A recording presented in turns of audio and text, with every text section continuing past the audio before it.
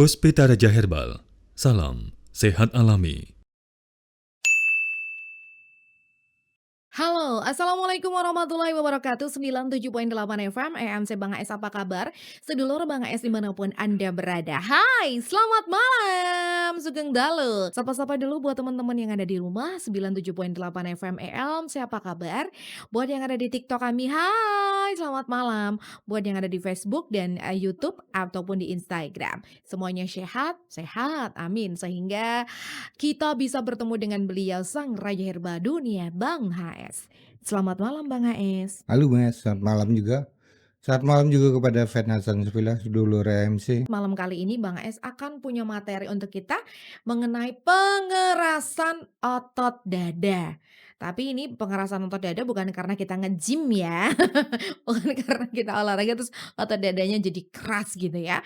Tapi ini malah justru menjadi salah satu hal yang membuat atau bisa menyebabnya ini mengganggu ya Bang ya. Tapi pengerasan otot dada itu apa sih Bang? Nah ini untuk pengertian ya Mia ya. Bapak Ibu, otot itu bukan terdiri hanya pada kaki, bukan terdiri hanya pada leher, Baik. ternyata otot itu ada di otot dada. Mhm. Atau bagi para dokter, dia sering mengatakan bahwa otot ini disebut pectoralis, otot pectoralis. Itu adalah kelompok otot yang membentang di depan atau di bagian depan rongga dada. Di depan rongga dada, baik. Yang terdiri ada dua hal. Ada yang menyebut pectoralis mayor dan pectoralis minor.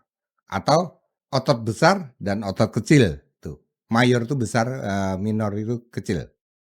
Pectoralis mayor atau yang disebut otot besar, dia berbentuk seperti kipas, Bu. Satu dada ini penuh, Wow. berbentuk seperti kipas. Hmm. Dilapisi luar, berfungsi untuk mendorong, mengangkat, dan mengatur lengan, gerak lengan. Pectoralis minor itu kecil atau tipis. Bentuknya segitiga, Pak, di dada. Yang terletak di bawah pectoralis mayor. Mhm. Kan tadi mayor kan bentuknya kipas. Dia di bawah segitiga. Nah, segitiga melingkari pinggir yang berfungsi untuk menstabilkan tulang belikat atau skopula. Otot tadi baik mayor maupun minor, fungsinya di dalam tubuh manusia, satu, menggerakkan lengan. Menggerakkan lengan. Terus fungsi yang kedua, menstabilkan otot bahu.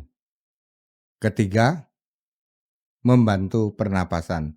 Kalau tadi, sudah kita tahu dari fungsinya, penyebabnya kira-kira apa sih Bang? Ketika dada itu bisa terjadi pengerasan otot atau pengerasan otot dada. Kenapa kira-kira? Penyebabnya pertama adalah cedera akibat kecelakaan yang merusak serat pada otot dada. Waduh. Kedua, gangguan lambung. Gangguan lambung ini ada maha akut, GERD, ada asam lambung akut yang tidak bisa tertangani. Oke, selanjutnya Bang, kira-kira apa Ada lagi lagi nih nih ya, penyebabnya? masih banyak ini. Oke. Jadi seperti mengangkat beban, Mhm. beban berat terutama ya, dengan Baik. teknik yang salah. Nah yang keempat, batuk atau bersin yang terlalu keras dan ini terlalu lama, yang tidak sembuh-sembuh. Yang kelima, bisa aja terjadi radang tulang rawan yang tulang rawan yang menghubungkan, tulang rusuk dan tulang dada. Terjadi radang atau luka. Yang keenam bisa terjadi otot dada yang tertarik. Yang ketujuh ada penyempitan pada tulang torak. Tulang torak itu ini loh Pak, igo-igo orang bilang ya. Yang kedelapan, terjadi pembengkakan paru. Yang kesembilan, posisi tidur ada yang sering tengkurap. Yang kesepuluh ada trigliseri tinggi. Yang kesebelas ada penderita diabetes karena tumpukan gula juga bisa membuat otot itu menjadi keras atau neuropati. Yang ke-12 ada kekurangan HB. Yang ke-13 terjadi penebalan nikotin. Yang ke-14 terjadi ketika mengangkat barang sambil memutarkan pada bagian badannya. Sudah jelas barang itu berat, tapi dia menoleh. Atau dengan cara yang begitu dia mengangkat barang berat, menoleh, baru dilepaskan barang tersebut. Nanti diangkat lagi dengan cara seperti itu. Ini bisa membuat otot dada menjadi keras atau pembesaran atau kerusakan pada otot dada. Selanjutnya adalah efeknya nih Bang ya, kalau tadi sudah, diketahui atau bagaimana penyebabnya, efeknya yang terjadi kepada fisik kita Bang. Kalau sudah terjadi pengerasan otot dada, 1, nyeri dada saat bergerak. Terasa kaku pada area dada. Yang kedua. Yang ketiga, saat menarik napas dalam, bahwa tarik napas dalam, dada terasa sakit.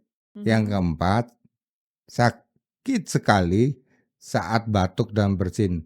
Nah, yang kelima, dada sering mengalami kram. Yang keenam, napasnya pendek.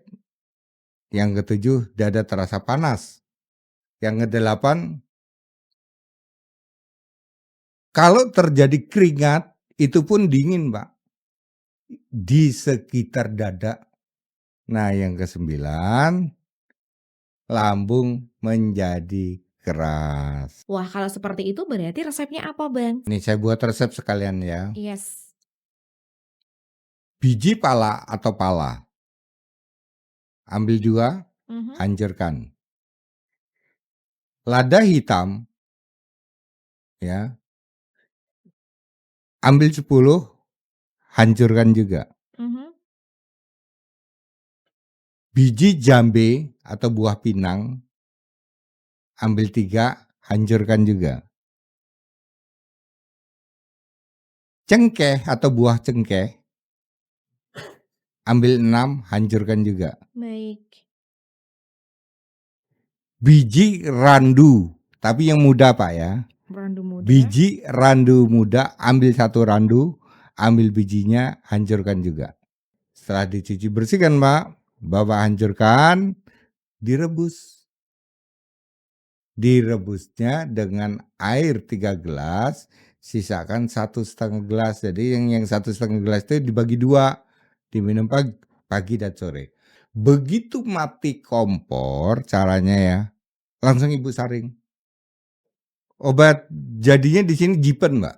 Zivan. Ya, yang berhubungan dengan otot ya. Baik. Ini Jipen. Baik, Q&A sebentar ya Bang Es ya, izin. Dan ini juga tadi teman-teman mungkin ada yang sudah masuk tapi belum dijawab nih ya. Bang Es akan menjawab secara singkat nggih. Ada Kak User 88, Bang kalau untuk obat nafsu makan produknya apa ya Bang? Kalau nafsu makan paling gampang itu ada kalau mau buat sendiri ya ada puyang, ada temulawak. Ya. Ada puyang temulawak, rebus kemudian diminum. Sehari sekali aja. Puyang dan temulawak. Dari Ciayong tadi Bang, kalau tulang ekor agak sakit duduknya pakai apa ya Bang ya? Ratogen. Ratogen ya, Ya, Ci. kalau ratogen itu memang spesialnya dia di tulang ekor. Oke, kemudian Bang kalau obat vertigo dan wasir apa ya Bang? Vertigo. Kalau wasirnya dia pakai Brico, kalau Vertigonya dia pakai G1000. G1000 ya. Kemudian dari Kak BPR Bang, pengobatan asam urat pakai yang mana ya Bang? Pengobatan asam urat Pakai produk pakai Arda sama Microsolent. Arda dan Microsolent Kenapa saya ya. menggunakan mikro? Karena endapan asam urat pasti dia menumpuk pada ginjal. Baik. Nah, itu dibuang.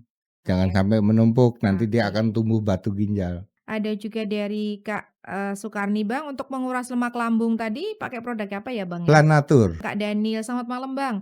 Kalau herbal untuk diabetes apa ya Bang ya? Menyembuhkan DE karena diabetes. Disfungsi ereksi. DE itu disfungsi ereksi. Disfungsi. Heeh. Oh, Yes. ini berhubungan dengan saraf neuropati. Mhm. Untuk mengobati DE tadi, maka kita harus memperbaiki kadar gula rendah dulu. Baru kita memperbaiki saraf. Baik. Caranya menggunakan piris dan med 9. Oke Bang, kalau asam lambung obatnya apa ya Bang dari Kak Rindu? Kalau asam lambung punya kita namanya Prolam. Prolam ya. Kemudian dari Kak Budi, Bang, Gcom Plus apakah sama kemasannya dengan Gcom lama? Kemasannya Mhm. sama, tapi plus itu adanya cuma di klinik kami sih ya. Ini spesial sih. Nanti Kakak bisa Spesial. order di sini karena di sini hanya ada di Rumah Herba Bang SD Klinik ataupun di radio lainnya nggak ada ya. Jangan mau dikasih-kasih kalau ini oh ini yang plus-plus gitu ya, bukan. Karena yang plus-plus hanya ada di Bang HS. Bang, kalau Mtok itu untuk apa, Bang? Mtok itu bagi mereka yang tidak ada masalah di dalam kesehatan tapi lemah karena usia misalnya gitu kan. DE-nya karena usia. Ya. Oke, baik gitu ya. Untuk kebersamaannya malam kali ini teman-teman di YouTube kami, TikTok ataupun Facebook dan di 97.8 FM EMC Bang Ais. Terima kasih banyak. Jangan lupa di-follow akun kesayangan kita semuanya di Hasan Sabila Official atau Hasan Sabila MC agar Anda tahu kalau kita misalkan upload video dan sedang live. Makasih Bang AS. Mia Sama-sama, Kayu Mia. Manis pamit. Bila taufiq wal hidayah. Wassalamualaikum warahmatullahi wabarakatuh. Sarang Beo. Puspita Raja Herbal, kami tidak kemana-mana, tapi ada di mana-mana.